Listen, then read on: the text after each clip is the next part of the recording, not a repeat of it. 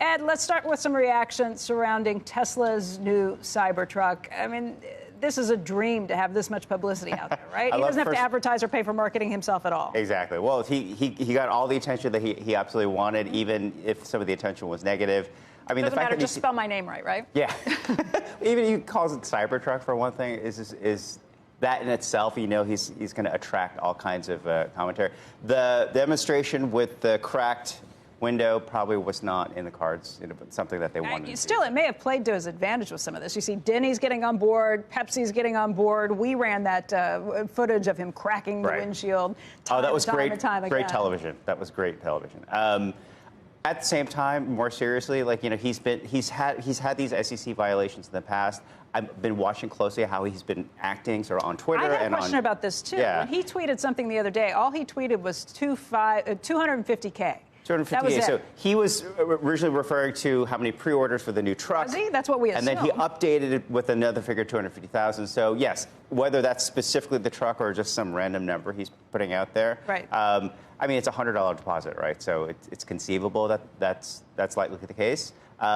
But, you know, longer term. But I thought the same thing. Like, is that a violation of the SEC rules? And is he trolling by saying just 250K so he can without later a specific come back and say, oh, that's not what I meant. I was talking about how much I paid for X, Y, and Z. I think it is a really carefully worded tweet in the sense that, like, it doesn't refer to a really specific. The SEC. Right. What do you think, Jan? I see you waving your hand over here. I think it's scary when he puts out tweets like that. I'm a big fan of the truck, by the way, and I thought the TV was great, just like you said.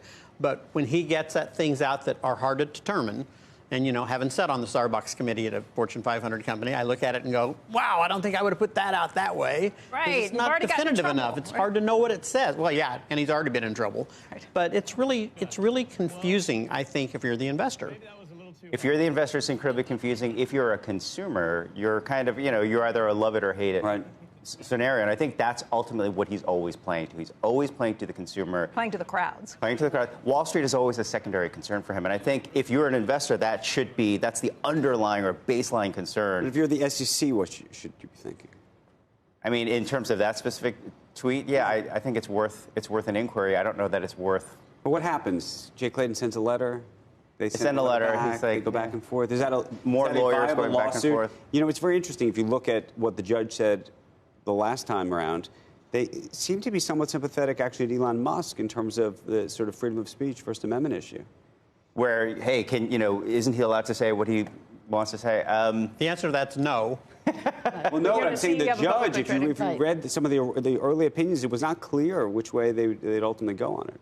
But I think we were just entering this new terrain where it's not just Musk. I mean, a lot of the Silicon Valley executives are more used to communicating through these forums, and it's just the natural thing for them. But it's not about the forum. The medium is not the message. It's about the message. For these guys, it is. But you know what? It should be about the accuracy of what you're saying, because that's where he got in trouble last time around. Not using Twitter to put this stuff out, but the idea of what he was saying that this is a done deal. We have the financing secured. And that was a really specific set of a lie. That was a really specific tweet, and you know that I think more clearly violated SEC.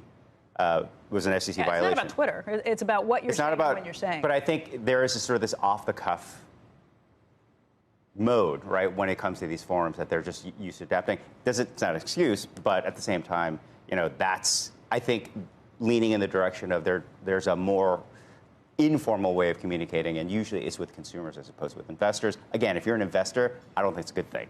You don't want to necessarily be allied yourself with something that... Although I will say, for somebody like Jeff Bezos, he's always taken the side of the customer, and that has served Wall Street well eventually. He has not put... But he's a much more disciplined... Right. Yes. Yeah, he's much more disciplined. And his background is... Give him this license to do it that way. Because he said it in his very first letter, shareholder to investors. Right. We're going to be on this for the long haul. So. Oh, actually, you could argue in the very beginning, maybe investors didn't actually give him the license, because you remember there was a time when it was a very tough stock for them. Right. Right.